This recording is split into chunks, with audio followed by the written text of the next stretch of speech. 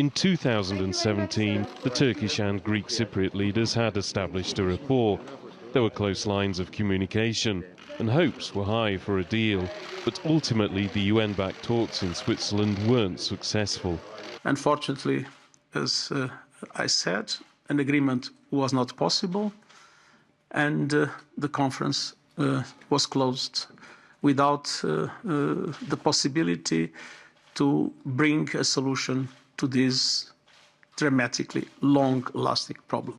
These talks in Crans-Montana are now seen by Turkish and Turkish Cypriot leaders as the final death knell for the UN-backed bicommunal bizonal federation, a solution that would create a central government backed by both Cypriot leaders at the time, but with areas controlled by either Greek or Turkish Cypriots. Recriminations have since been exchanged as to who was responsible for the collapse, but it's been reported that the Turkish and Turkish Cypriot sides moved further than before on issues like troop withdrawals from the island.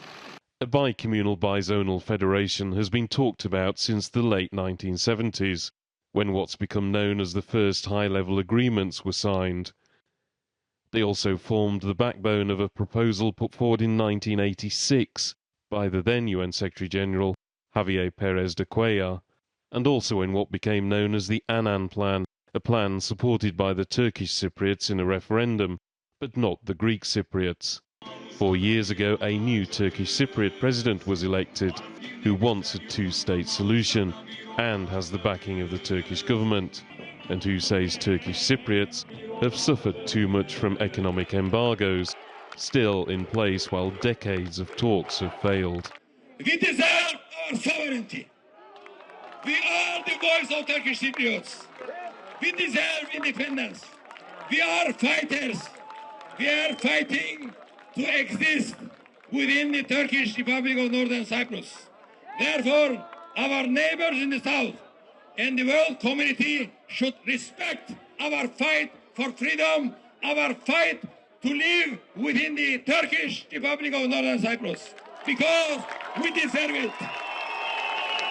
This year, the UN Secretary-General appointed a new personal envoy on the Cyprus issue.